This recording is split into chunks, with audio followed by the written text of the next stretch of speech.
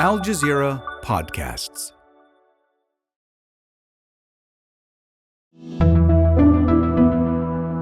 Today, what is it like to be a mother from Gaza? I am in a desperate need to curse. I'm in a desperate need to say something really bad because the bad words are the only thing that's going to explain how I feel. Mama. It's Mother's Day in most countries in the Arab world. So we speak to a Palestinian mom of 3 who's had to flee her home. I'm Malika Bilal, and this is The Take.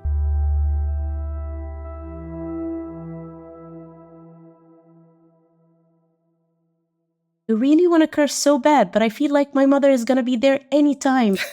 I feel like she's in my head right now telling me, no, I didn't raise you like this. Eman Bashir is a teacher and a writer. I'm a mother of 3, 2 boys and a girl, Faisal, Jawad, and Rita. And still, there's one voice, that of her own mother, Rehab, ringing in her head on this Mother's Day. But that's only when she has a chance to think. She recently left Gaza for Cairo with the kids. We have been able to evacuate from Gaza to Egypt with the help of so many people who support the Palestinian case. Her daughter, Rita, just recovered from cholera, and her husband is away getting his master's in the U.S. state of Wyoming. He wasn't able to take the family with him. And my husband is still away in the U.S., so this means that I keep addressing myself a single mother, but he's not going to appreciate this. Yes. It was nearly a month ago when Eman, Rita, Faisal, and Jawad crossed into Egypt from Gaza. And they're safe, relatively safe. But now there are new problems. Needing a daycare means that I need to leave them with a stranger. Her concerns before she got to Egypt were unimaginable. Because of the sounds, you start feeling that the Israeli tanks are down the street because you can hear the sound clearly. And a heads up, you'll hear the kids. They were at home with her during our conversation. She hasn't been able to trust them with strangers yet. I want to start with saying Happy Mother's Day, but it feels so minuscule compared to what you've been through and how you're mothering through all of this. Does it feel like Mother's Day to you? I have been immersed in the news of the Shifa hospital, and friends are reporting that the violence is even higher than it first started. And I haven't contacted my family in 4 days, which means that I don't even know if they are alive or not, because a situation can change in Gaza between 1 hour and the other. And I keep thinking of myself that I have done this for my kids. I have wanted to transfer them to a better place, to a safer place. Mm-hmm. And I keep thinking that how lonely these kids are now. At least in Gaza, they played with the kids. They had communications with their grandparents. So I have been questioning myself if I did the right thing or not. Forgive me if I haven't think of myself as the mother of the year,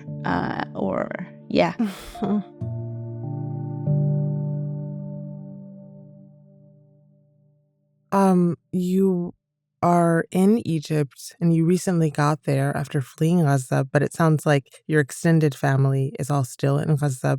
I know that decision must have been very difficult. It sounds like it's still difficult for you, even though you've already made it. Yeah, at first I lived in my house and next to my father's family, and then when my own family, who live near also in the north, decided that they are going to leave because the situation is getting worse, my father insisted that I come with them because of the kids. So we have moved to 9 houses.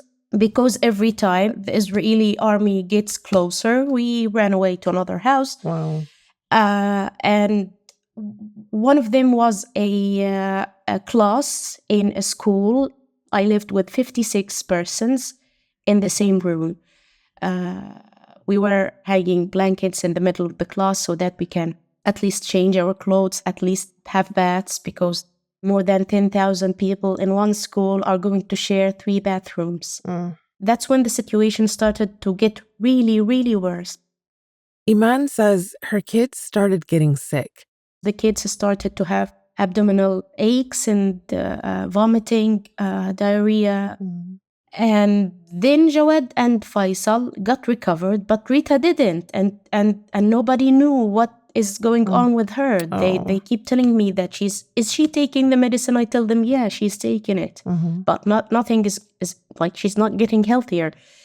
And then I told her father. That's when he actually tried to get us some serious help to evacuate us from Gaza, because I told him that I don't think that this girl is going to make it. I think we're losing her. And this, because he has only seen her when she was 2 months old. That's when he left Gaza to study. Oh my gosh. How old is Rita now? Rita now is 2 years old and 2 months. Oh my goodness. Faisal is 6 and Jawad is 4. So how is Rita doing now? She's amazing now. She's a charming little lady. Once you see her, you go directly to her. Like once we were visiting this bazaar of Ramadan, and people were giving her stuff like pudding and popsicles. But then they didn't give the other boys, and they were looking at her like, why is she getting all the attention? Eman herself hadn't been to Cairo before. Not really. She'd only been to the airport. And she says Egyptians have been very welcoming, bringing her and her family all kinds of treats. Giving me this plate of bamia or mlokhia or atayef or any type of sweets. Wow. So Eman, I want to go back to Gaza, if we may, because you know that the UN is warning that a famine is imminent. UN experts accused Israel of intentionally starving the Palestinian people in Gaza. 1 in 3 children under 2 are considered acutely malnourished, and women and children make up 2/3 of the dead in Gaza right now. More children have been killed this month in Gaza than in the entire world in the last 4 years. So when you were there, how did you manage to find what you needed, not just for yourself, but for your kids? That's what I have been telling the people about, that I am actually an employee. So I have a salary. Even with this source of income, I used to have difficulties, because what are you going to do with money if there is nothing to buy with it? Sometimes I used to call my husband telling him that we only have 1 can of beans for 11 members of the family. Sometimes like they could spend a whole 1 day, 2 days without eating anything, just for my 3 kids to eat. And even as we're talking, Eman's kids started to jump in. I used to... Is this Rita? It's hard to hear. That's Jawad. Assalamu alaikum, Jawad.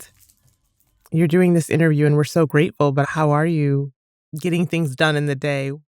I before the meeting, I bought them a huge amount of candies and snacks so that I can bribe them to stay quiet. But mothers everywhere can relate.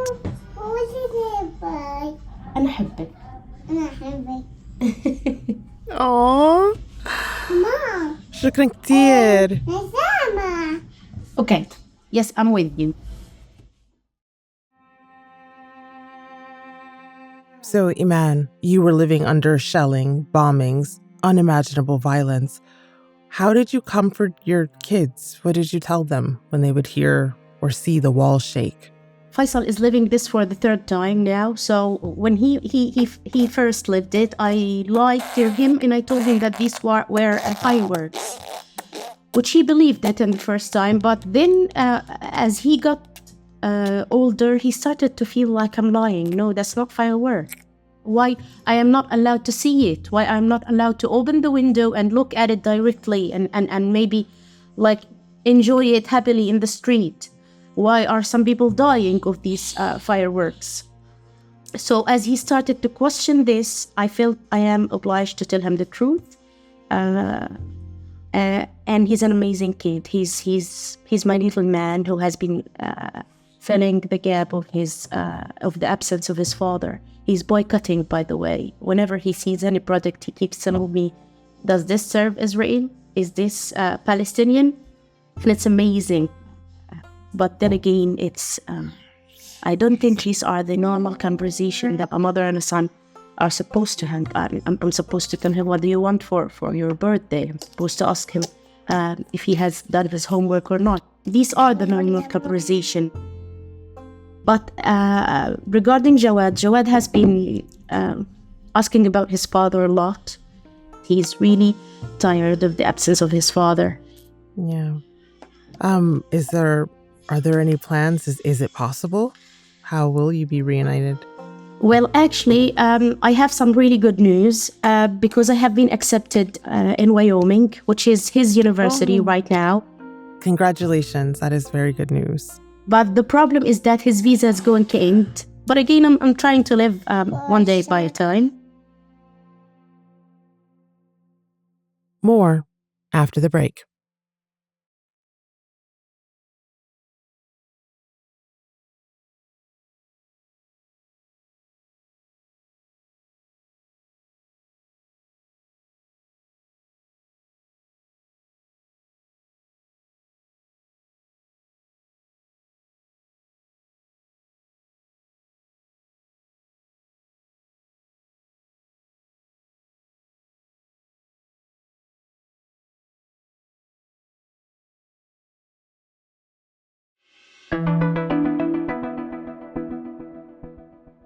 So, Eman, you've written about how you lived through multiple wars in your lifetime in Gaza, but as we've heard from people, this is unlike anything we've seen before.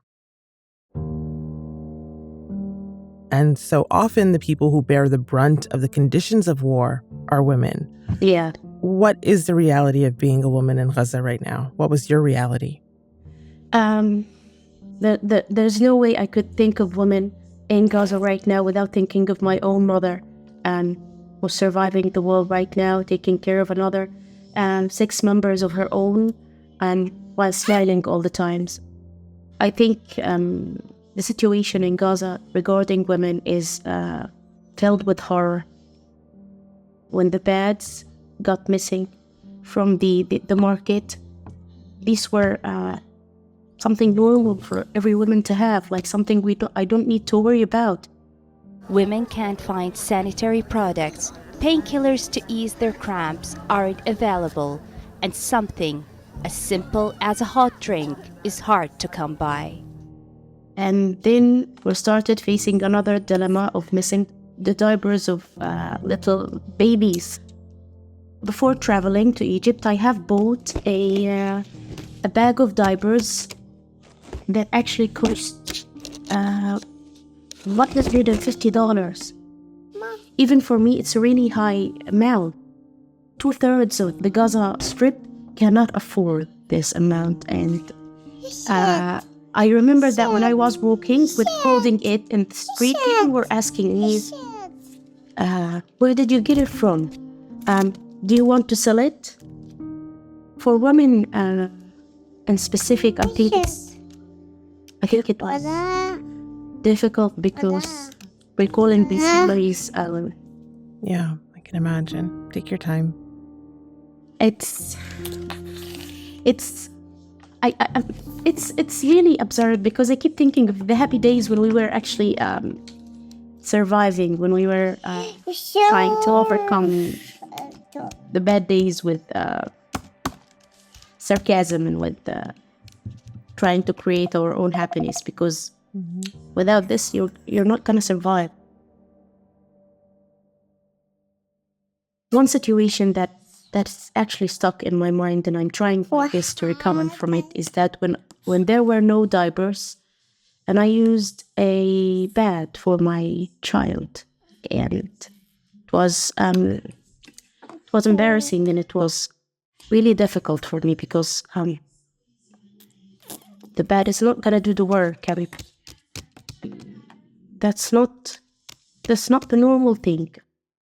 But for Eman, it was what she had to do, considering the problem she was facing. And at this point in our conversation, there was a new problem. While in the room, her daughter, Rita, stopped her recording. So from here on, you might notice Eman sounds a bit different. We're using the audio from our Zoom call recording. And these were the smaller problems. I remember I was telling one friend of mine that if it was about dying with my children, if there was a chance of us, of the death of all of us, it would be okay for me.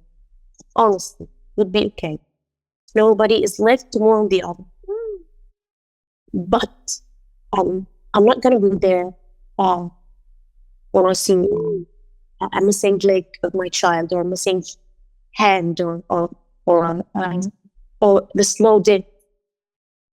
I pray that your mother go through this, whether she is the enemy or whether she is the mother of an enemy. No mother should go through this. I'm sorry you're going through this, Eman. I'm sorry so many women in Gaza are going through this. You know, the essential essence of motherhood is that you are worrying about and taking care of your children and most likely everyone else around you and not having time to take care of yourself. How are you making time for that? I'm not, because if I told you, if I try to occupy myself a lot. I try to cook. I try to talk to the kids. I try to educate them, because I really don't want to leave myself to myself, because if I did this, I'm gonna drown in darkness. And the kids are doing most of the job for me, not to think of myself. But I really don't want myself to be alone. I don't want to think of how I am doing right now. After talking about motherhood and being a mother through what's happening in Gaza right now, Eman didn't want to end the conversation without remembering her own mother, who's still there. I want to say that she is the mother of the year for me. So much of what Eman has gone through, her mother has gone through too. We were having a shortage of food. We were not having wood to cook food. We were getting shelling from everywhere, and we are having the possibility of being dead at any time now. But she would keep smiling quietly and telling you everything is going to be okay. And I managed to call her in Egypt. I miss her so much. And I told her that I thought that life was going to be easy on me now that I faced all the difficulty and I faced all of the agony in Gaza. And she told me, no, you're going to learn it the hard way. And I told her, didn't I live it? Didn't I survive the hard ways already? But she said, no, you have been through difficulties. This means that the life is going to be easy on you. It doesn't go this way. Well, sending a happy Mother's Day to your mother as well as you. Happy Mother's Day, Eman. Thank you for this conversation. And happy Mother's Day to you also. Thank you. To all the mothers in the world, and especially to mothers in Gaza. Bye-bye, Rita. احكي لها أنا أحبك. احكي لها.